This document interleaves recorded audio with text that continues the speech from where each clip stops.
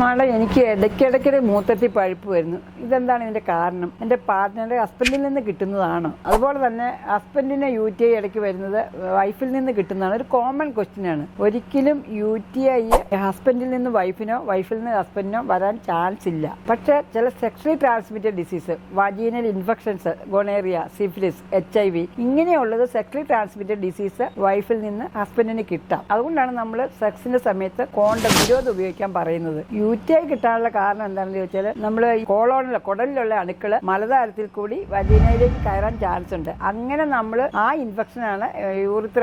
സ്ത്രീകളുടെ യൂറിത്ര വളരെ ലെന്ത് കുറവാണ്, 4 സെന്റിമീറ്റർ ഉള്ളു. അപ്പൊ ആ ഇൻഫെക്ഷൻ കൊണ്ട് യൂറിത്രയിലേക്ക് വെക്കുന്നത് കൊണ്ടാണ് സ്ത്രീകൾക്ക് സെക്സ് കഴിയുമ്പോൾ ഇൻഫെക്ഷൻ വരുന്നത്. പക്ഷെ ബോയ്സിന് പുരുഷന്മാർക്ക് അത് വരണമെന്നില്ല. അവിടെ പെനീസ് യൂറിത്ര 10 സെന്റിമീറ്റർ അകലെയാണ്. പക്ഷെ നമ്മൾ ശ്രദ്ധിക്കേണ്ടത് എന്താണെന്ന് ചോദിച്ചാൽ കോളോണിൽ നിന്ന് ഏനസ് വഴി യൂറിത്രയിൽ വരാതിരിക്കാൻ വേണ്ടി നമ്മൾ അതിന് മുമ്പും പിമ്പും നന്നായിട്ട് വാഷ് ചെയ്യുക. വെള്ളം 2-3 ഗ്ലാസ് സെക്സിന് മുമ്പും പിമ്പും കുടിക്കുക. അതുപോലെ തന്നെ വജൈനൽ ഇൻഫെക്ഷൻസിലേക്ക് ഫംഗൽ ഇൻഫെക്ഷൻ ആണെങ്കിൽ അത് സെക്ഷലി ട്രാൻസ്മിറ്റഡ് ഡിസീസ് അല്ല. മറ്റുള്ള ഇൻഫെക്ഷൻസ് പകരാനുള്ള ചാൻസ് വളരെ കൂടുതലാണ്. അതുകൊണ്ട് നമ്മൾ സെക്സിന് സമയത്ത് പ്രൊട്ടക്ഷൻ എടുക്കണം.